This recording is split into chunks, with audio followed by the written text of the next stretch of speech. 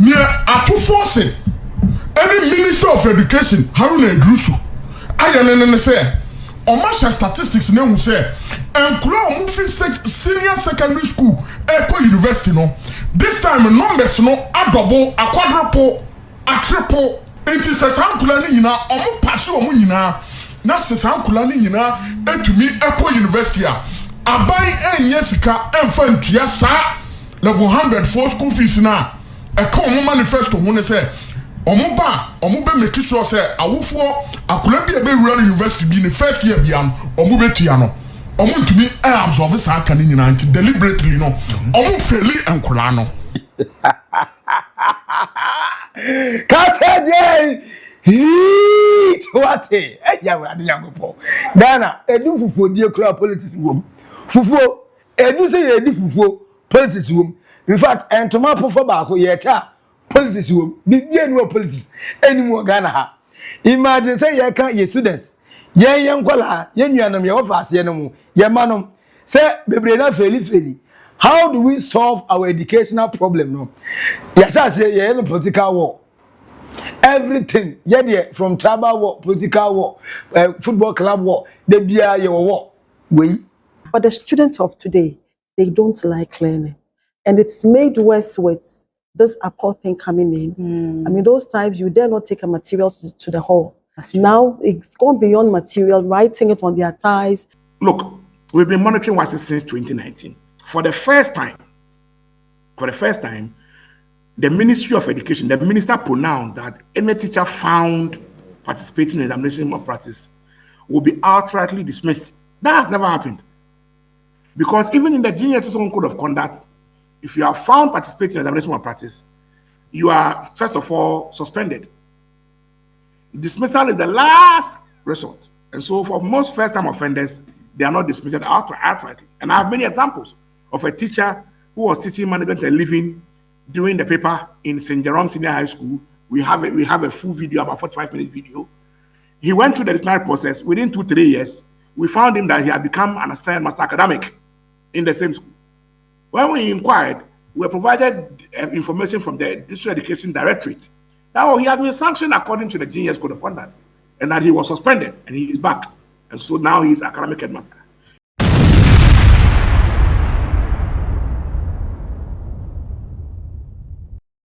According to the Ghana Education Service, GES, on the Ministry of Education, later on the buyer man for ye senior high school for failing pa or ma failing potona and now me make allegations and I said me make some conspiracy theory.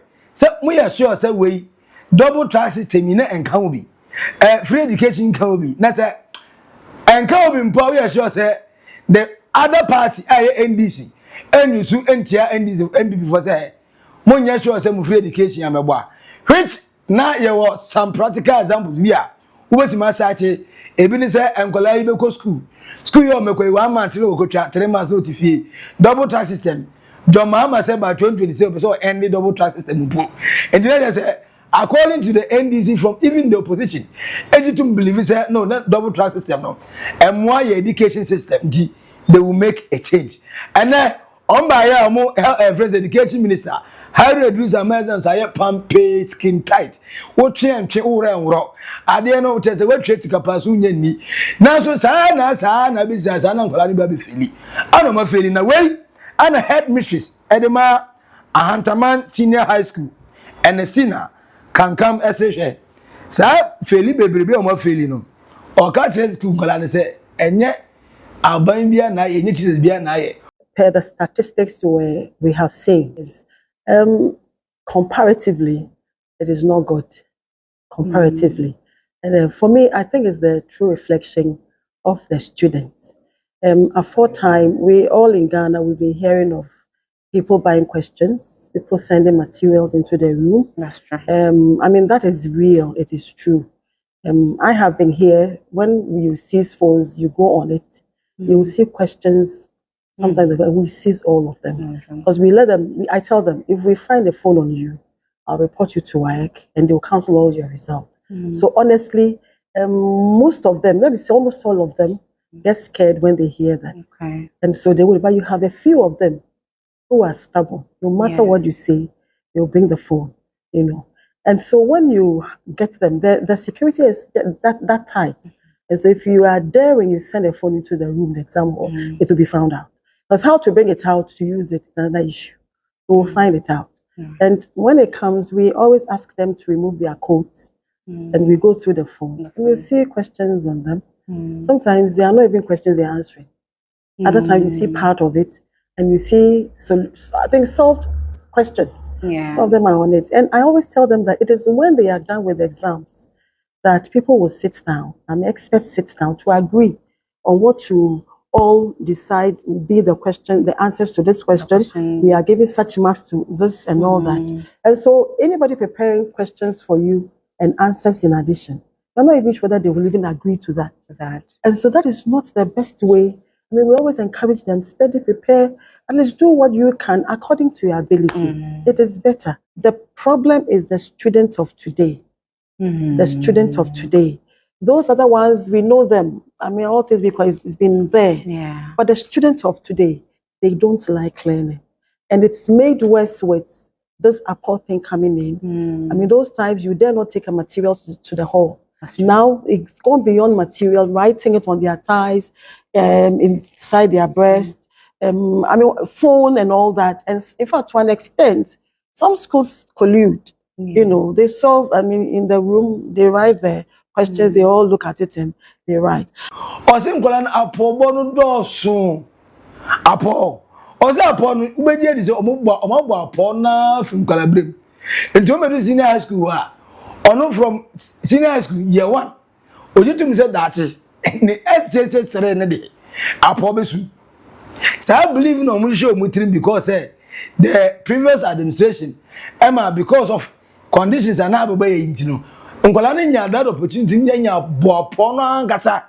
Enti adidi omutrim. O ma dwene say without that po, they shouldn't even write an exams.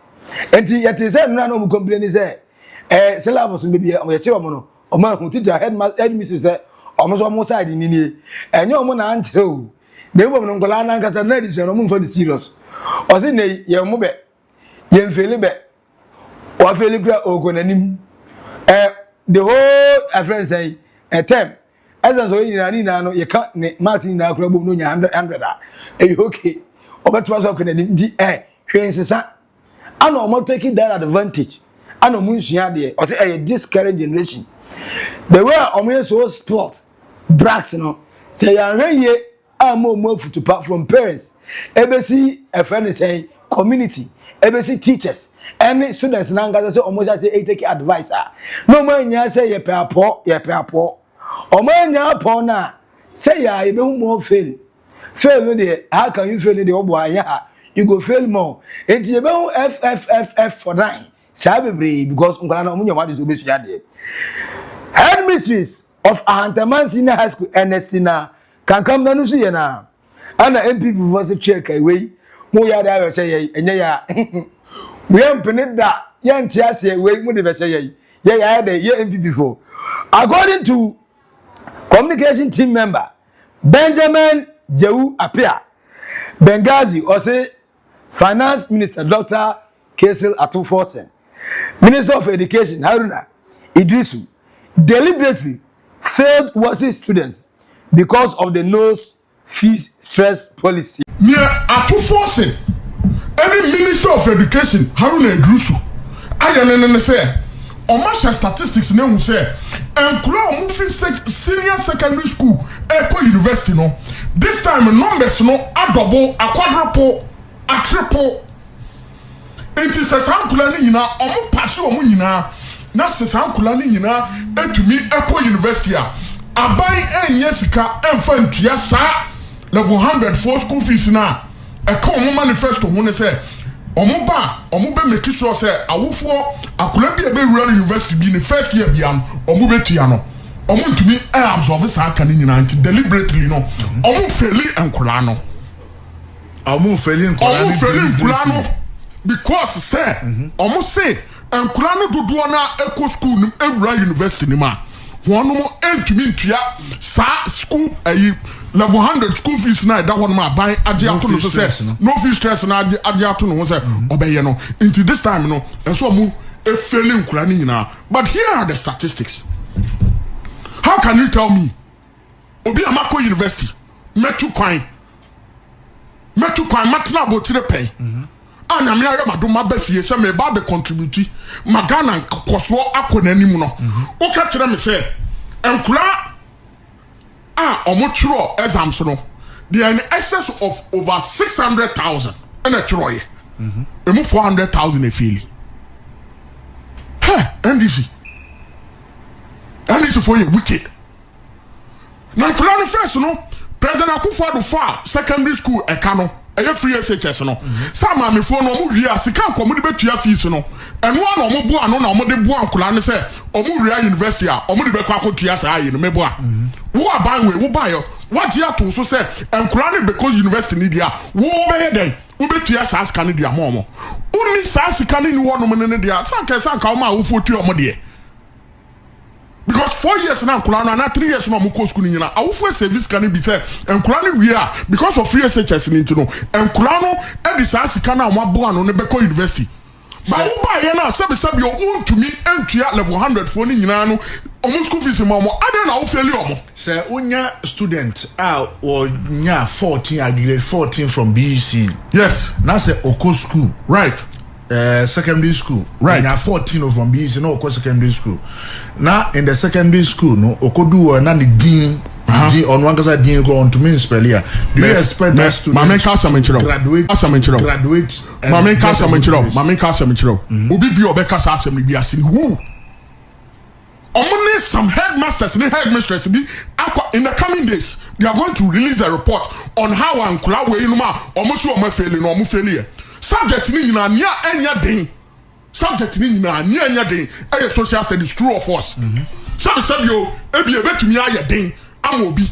But social studies there. Uni mu kura here am failing social studies. Come on, that's it. Just because saban way I not doing say ankula na won who say omo wie free SHS no omo ko university no omo doso omo doso ntino aban way Kase dey what ya we ade yangopo Ghana edu fufuo die kura politics wom fufuo edu say edu fufuo politics wom in fact entoma pofo ba ko ye ta politics wom bibie no politics anymore Ghana ha. Imagine say you can your students ye nkwala ye nuanom ye ofase no mu ye manom say bebre na feli how do we solve our educational problem no ya say ye no political war everything ye there from tribal war political war football club war de bia ye war we ye be then developing my go forward ever backwards never ye be then e be that ye possible. And na failure yenim other policies are government appointees and as a government about to ni na no I implemented their bar taking a bit back. We can analyze that. The free education was good. Me from that day I still hold the belief is that there were more parents who can pay and there are other parents who cannot pay. We should have been given a special based on a special scholarship based on family income.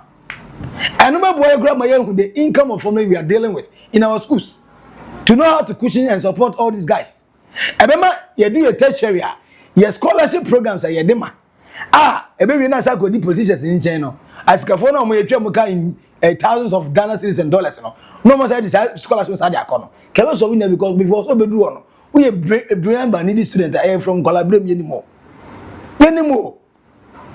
And ya gap in album near say Ubia and Jibi because you're fans and you're fans.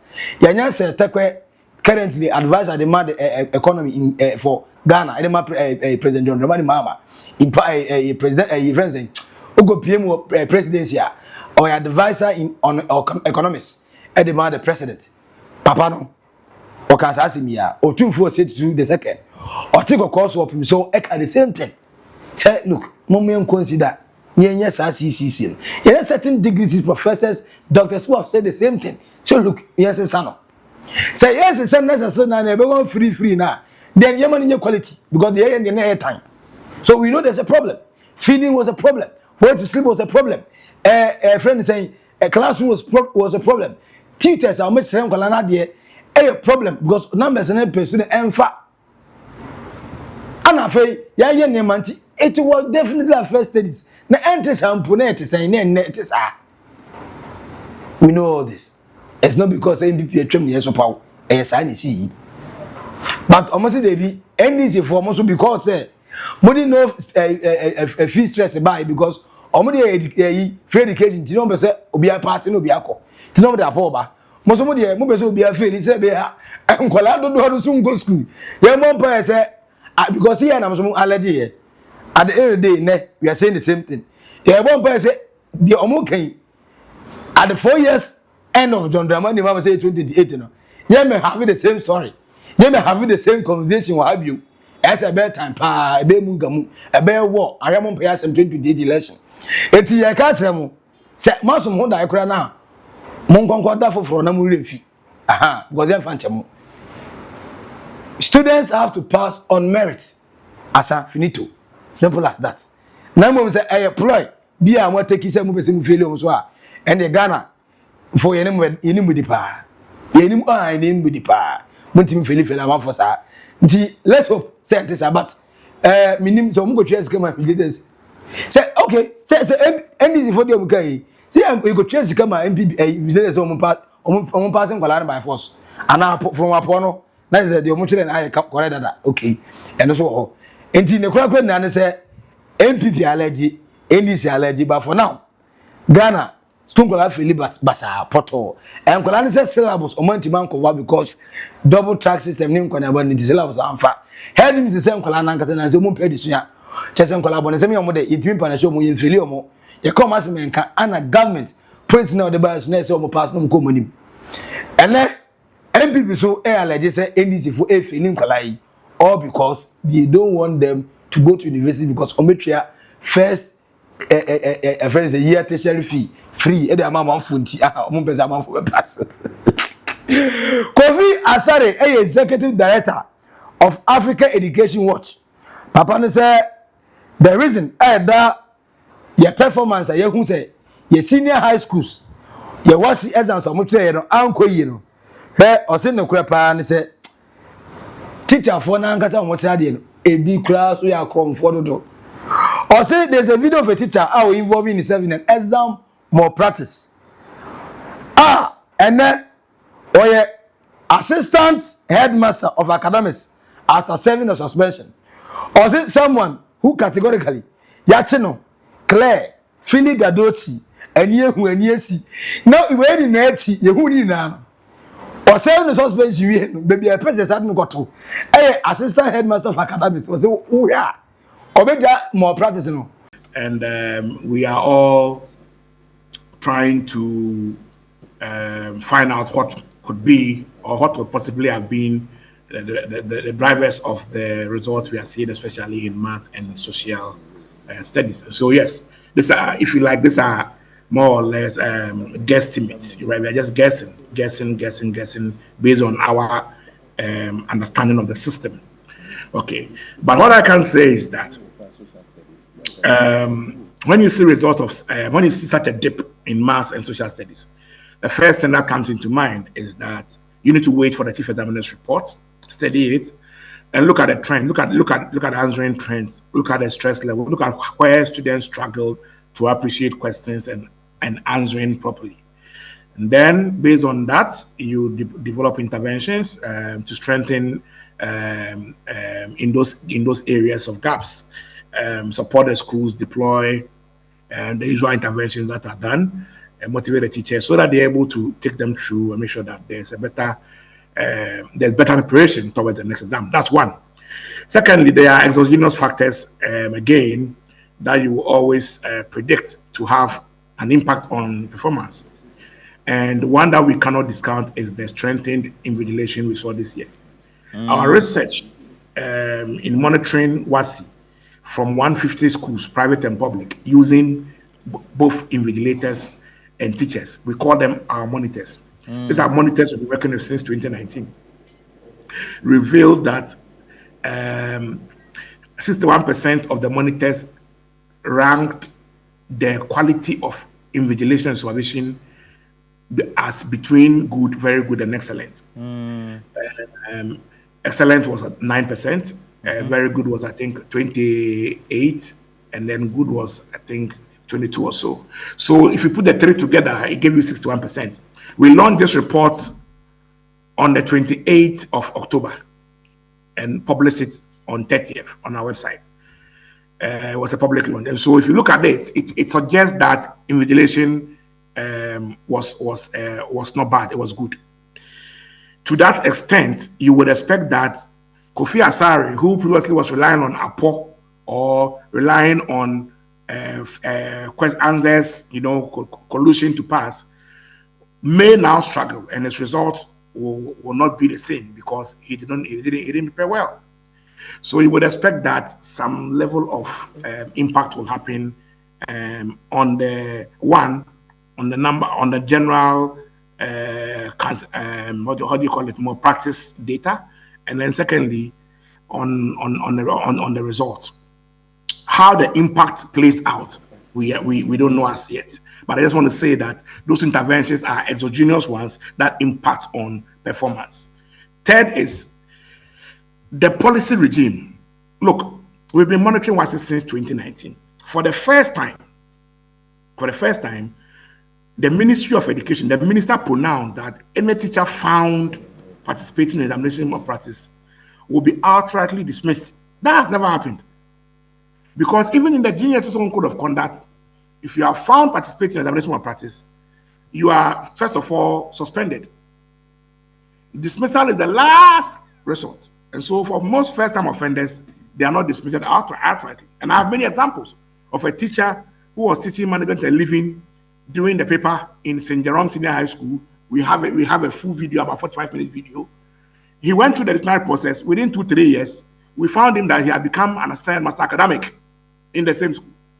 When we inquired, we were provided information from the District Education Directorate that he has been sanctioned according to the GS Code of Conduct, and that he was suspended, and he is back. And so now he is academic headmaster. That was consistent with the Code of Conduct, which we had a problem with, because we thought it wasn't biting. The sanctions weren't deterring.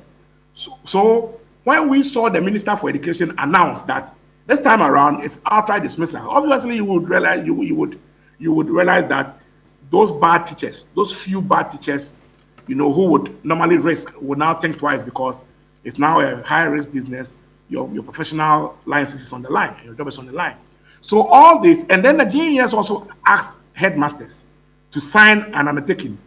The undertaking ensured that headmasters are held responsible for whatever malpractice happens in their school. So if you put all these three exogenous factors together, okay, vis-a-vis the possibly poor preparation towards examination, and then us waiting for the chief examination results to see where the gaps were, you will realize that it's a full bouquet of issues that could have or may have contributed to the decline in maths and social studies. Yes, but then, as I say, nothing scientific has been done yet. For now, we are just looking at the possible factors that may have occasioned the results on our hands.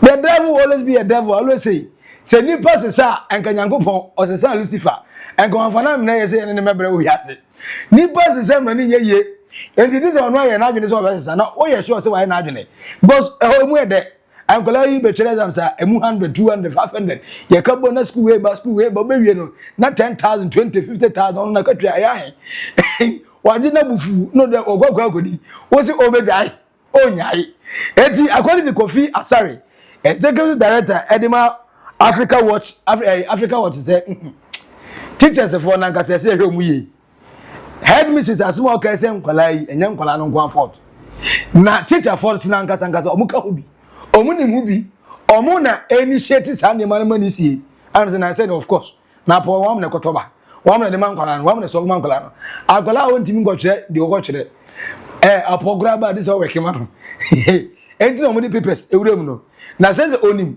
ana o start ye kra na obetima to aso onim enti this all kire edema no na wam na kire mo wam na work edema mo o gas ni na emu colleagues ebi ya teacher for omo so na di sika no ndi sa adwuma no na ya besi enti ene school fo no ana mpa di so ya rich I believe so omo ka ko bi ene ngbala na asesuba na nye ana se NPP the free education double track ai ba ye ana young friends regulating ye ana akowie se amankola na ye lazy nti ya force up making way amo pass to make the government popular at the end of the day about affect Ghana and as the allegation na NPP for make it say NDC for NM% kola na be ko university do to mu feli omo say na be omo ntwe school fees no do and as teachers for no omo involve omo serving exam or practice no omo na ye na amana broso omo na nesika pe sika nibre omo ka twa enso omo nti omo take that advantage amankola no atwera po